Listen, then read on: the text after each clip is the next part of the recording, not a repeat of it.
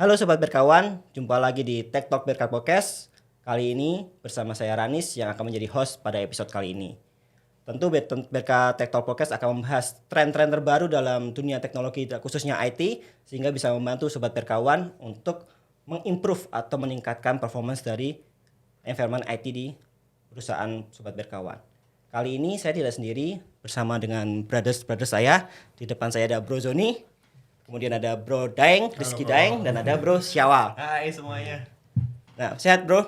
Alhamdulillah sehat. Kayaknya Nah. kita udah lama nggak ketemu nggak sih? Iya Ranis? nih, betul. Kayaknya efek Virtual, pandemi. Masih virtual. Efek pandemi ini nih menyebabkan semuanya jadi kayak virtual semua. Betul, jadi kita baru pertama kali ini duduk satu meja nih. Iya bener. Kita ngobrol Tanpa nih. masker ya nggak? Tapi tetap prokes dong. Iya, benar. Siap. Benar. Oke. Nah, kita kali ini akan membahas sebelumnya nih Sobat Berkawan, teman-teman saya ini merupakan produk spesialis di PT Berkah Daya Perkasa. Oke. Nah, pada episode kali ini kita akan membahas mengenai, tentu kita udah beberapa episode sebelumnya kita udah membahas mengenai digital transformation, Ya, terus benar. kemudian tren-tren teknologi terbaru. Nah, mungkin kita pada episode kali ini akan membahas mengenai spesifik ke satu industri. Mungkin kita akan membahas mengenai financial industry atau biasa disebut financial service industry. Nah, Oke. kira-kira menurut brothers kalian ini perkembangan teknologi yang ada di dunia finance itu seperti apa sih, bro? Oke, thank you Bro Ranis. Kalau misalkan kita gitu ya bicara tentang perkembangan teknologi, apalagi kita bicara khususnya di dunia financial service industry gitu ya. Kita sama-sama tahu semua perusahaan global, nggak cuma di Indonesia sekalipun, itu melakukan innovation, Betul. melakukan improvement. Apalagi dengan adanya pandemik yang ngedorong semua perusahaan melakukan digital transformation. Apalagi khusus di dunia finance gitu ya, semuanya melakukan digital transformation sesuai dengan rules industri masing-masing gitu. Aku ambil case sebagai contoh mungkin di financial industry sendiri. Mungkin dulu-dulu itu kalau misalkan kita mau narik uang gitu ya, itu kita ke ATM atau ke teller gitu. Betul. Sekarang dengan adanya digital transformation, apalagi efek pandemi sekarang ini yang menyebabkan setiap orang itu istilahnya nggak boleh ketemu langsung gitu ya, biasanya meminimalisir interaksi antara orang gitu ya. Kita biasanya melakukan semuanya itu by digital.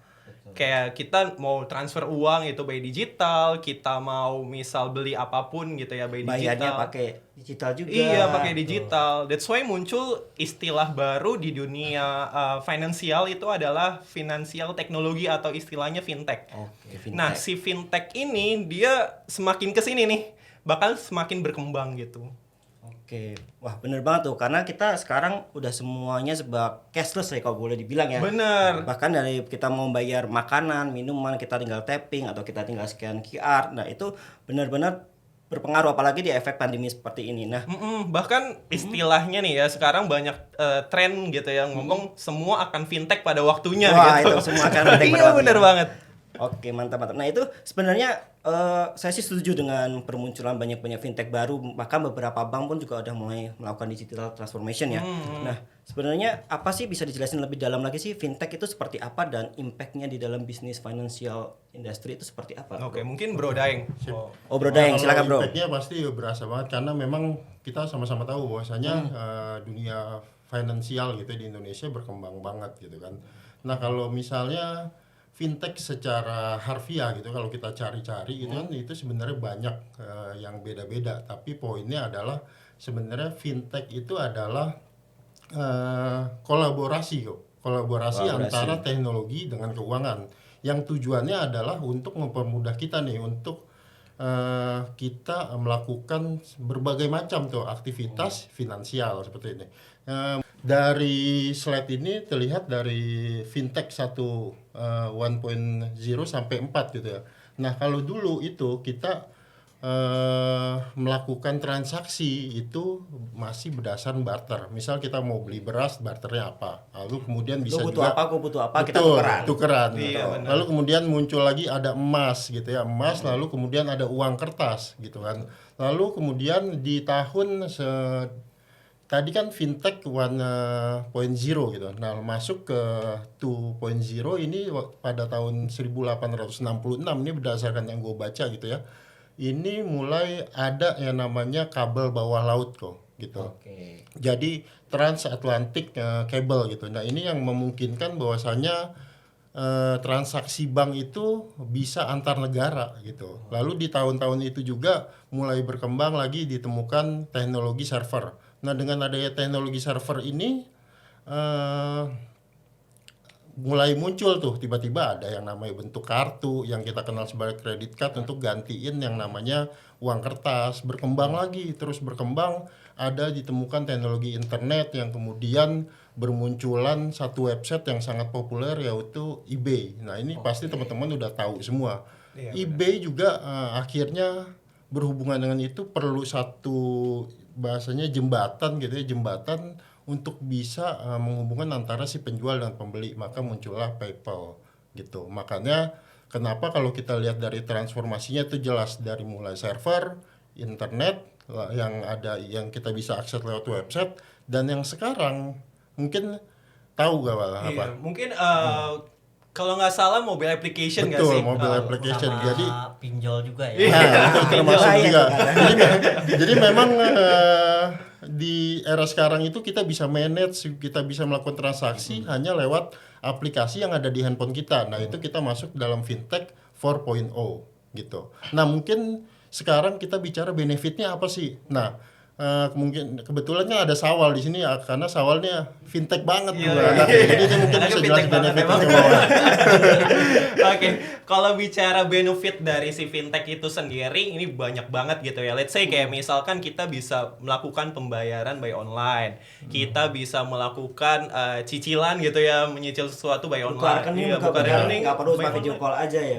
Bener banget, Oke. tinggal pakai smartphone, terrecognize face kita, udah selesai gitu. Bisa ya. investasi juga kan, investasi, Bener. crowdfunding. Jadi banyak banget sih emang benefit. Kripto juga udah sekarang. Kripto betul. tuh yang lagi hype banget. Jangan sampai tertipu guys. Oke. Bahkan untuk ke transportasi juga ya. Iya, transportasi sekarang udah cashless lah ibaratnya, tinggal pakai HP udah kelar. Nah, aku ambil contoh mungkin ambil contoh yang paling sering gitu ya, yang paling kita rasakan gitu. Mungkin kalau dulu ketika kita mau beli sesuatu gitu ya, kita harus ngeluarin duit kita bawa duit gitu ya ke warung. Bang mau beli bakso misalkan, mau beli bakso sebungkus nih dikasih duitnya gitu ya. Kalau misalkan uangnya itu nggak ada kembalian, biasanya tuh abang nyariin duit dulu tuh, Iya. nyari duit kembalian, Yang parkir dulu kali. Iya, ke abang-abang yang lain gitu ya. Sampai kapan juga nggak tahu tuh muncul gitu ya. Bahkan Kalau nggak ada dan ikhlasin aja. kalau nggak ada sih, kalau nggak ada dikasih permen. Kadang duitnya nggak sesuai sama Iya. permen, sama jumlah permen sih. Nah kalau yang sekarang mungkin sobat berkawan pernah ngerasain gitu ya, beli gorengan atau beli bakso, di kaca gerobaknya itu ada QR code gitu. Nah sekarang ini kita tinggal langsung scan aja QR code tersebut dan melakukan payment secara digital gitu. Artinya bisa dibilang gini juga sih, kalau artinya Indonesia itu dibilang banyak ketinggalan di berbagai bidang gitu ya, dari mulai infrastruktur, lalu Berapa kemudian puluh tahun ke belakang betul, tertinggalnya ya. lalu kemudian research and development, lalu kemudian edukasi sistemnya itu ketinggalan. Tapi sebenarnya ada satu bidang ini yang memang dinilai maju banget, yaitu fintech gitu. Nah, kebanyakan mungkin dari kita atau teman-teman gitu ya nggak sadar bahwasanya dia adalah konsumennya si fintech gitu. Padahal sebenarnya nyirinya gampang. Kalau misalnya teman-teman udah melakukan transaksi digital melalui handphone, pakai mobile banking, pakai pinjol tadi yang dibilang Bro Zoni gitu ya kan, itu banyak gitu yang pinjol yang bermasalah dan segala macamnya. Itu sebenarnya kalau udah pakai itu ya teman-teman tuh udah menjadi salah satu dari banyaknya orang yang bagian dari fintech lah gitu. Jadi mereka udah jadi sebagai konsumen si fintech gitu sih.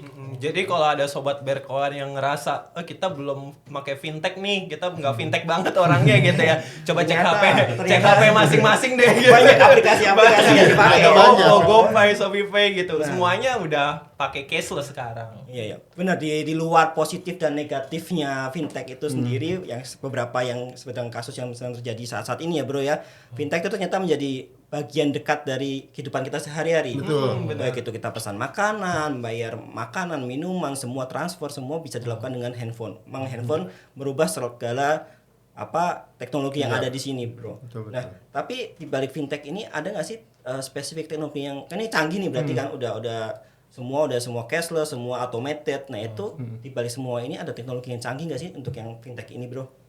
Ya banyak kok, apalagi kalau semakin berkembangnya fintech kita tahu ya berkembang banget gitu, apalagi kalau perbankan itu nggak hanya lokal sekarang itu, bahkan yang bank luar juga open di Indonesia gitu kan, artinya mereka menerapkan teknologi yang baru seperti artificial intelligence, lalu kemudian ada robotik, ada juga digital finance yang bentuknya application mobile gitu, itu banyak banget. Nah, kalau bicara tentang syaratnya mungkin Sawal bisa nambahin apa Oke, terkait mungkin hal yang harus diperhatikan iya, gitu ya diperhatikan, ya. dari adanya digital transformation atau Oke. munculnya fintech ini yang dia nerapin teknologi yang canggih-canggih gitu ya, kayak yang tadi disampaikan Bro Daeng, kayak ada AI-nya, robotik tadi iya, disebut, iya, ya. robotiknya kayak gitu-gitu. Nah, kalau kita bicara tentang teknologi, sebenarnya di balik itu adanya data gitu. Data.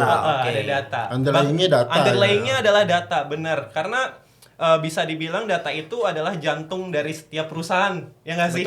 Betul. kan? Jadi kalau mau apa-apa tuh pasti based on data. Mau ngomong di sini pun gitu ya, kalau nggak ada datanya kayak kita susah gitu, nggak bisa membuktikan hal tersebut. Dengan adanya data juga kita bisa menganalisis lah ya. Benar. Karena untuk menjaga terhadap data tersebut gitu ya, kita pasti membutuhkan sebuah improvement di bidang solusi backupnya gitu misalkan.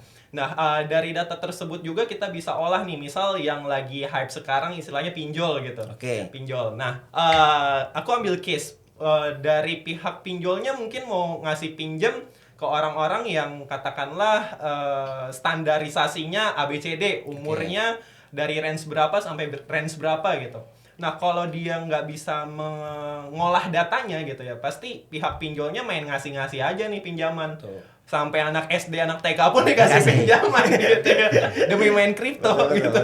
Nah, itulah pentingnya kita dari setiap perusahaan gitu ya, terutama di FSI sendiri, itu harus ngejaga availability data, keakuratan data, dan security terhadap data. Nah, berarti kalau dilihat-lihat semuanya itu emang fokusnya ke data. Kalau boleh dibilang data itu nyawanya atau bahan bakarnya atau apapun itu lah ya. Iya, benar. Untuk suatu apapun, baik perusahaan fintech ataupun bank sendiri pun juga data harus benar-benar kita jaga. Harus secure. Gak mungkin dong data KTP saya bisa di-share kemana-mana. Ya, tentunya memberi rasa aman buat Betul, untuk customer. juga. Nah, itu juga akan menumbuhkan kepercayaan kepada customer, betul. Nah, gimana sih dari perusahaan FSI ini atau fintech ini yang ada bekerja di financial services untuk menjaga data ini supaya secure, availability-nya ada, jadi data tidak tersebar di mana-mana, itu seperti apa, Bro? Mungkin Bro Zoni yang akan ngebantu jawab. Oke. Nah, kalau kita bicarakan tadi yang udah disampaikan, yang namanya digital itu kita bisa bilang udah menjadi keseharian kita ya. Bener banget. Betul. Dari kegunaan kita menggunakan fintech tadi ya, seperti OVO, terus GoPay dan sebagainya. Nah, di balik itu kan tadi udah dijelaskan juga ya bahwa semua itu karena adanya data. Nah, menurut survei juga dari Financial Economic World, itu data itu mencapai 463 exabyte per hari. Gede banget ya. Itu gede banget ya. Iya. Nah, bayangkan aja jika data-data yang sebesar ini ya itu mengalami critical. Misalkan ada impact tertentu lah, misalkan terkenanya ransomware. Nah, kalau kita ngomongin ransomware ini cukup menjadi peran yang paling ditakuti di bidang IT ya. Bukan IT aja tapi segala sektor. Iya, segala sektor. Karena Terutama- impact-nya luas gitu iya. ya. Terutama sektor keuangan nih, Benar. itu yang menjadi peran utama karena dunia kriminal itu dari cybercrime itu kurang lebih banyak menyerang dari sektor keuangan gitu kan. Nah, menurut survei dari security di Singapura ya, menurut mereka itu data-data itu mengalami banyak kerugian, kehilangan datanya mereka sekitar 1,4 triliun. Itu semuanya itu karena serangan dari ransomware tersebut gitu. Nah, bayangin dengan uang sebesar itu ya, yang banyak dikuras sama mereka Iya. gitu. Itu kalau beli cendol dapat banyak tuh. Coba mandi. Lebih dari Coba berenang malah. Mandi, ya. lebih dari berapa truk ya. Nah, jadi perkembangan ransomware ini terus meningkat gitu dengan kemajuannya teknologi. Nah, jadi jadi menurut mereka, perkiraan mereka di tahun 2033 itu bisa naik nih, bisa mencapai kerugian 245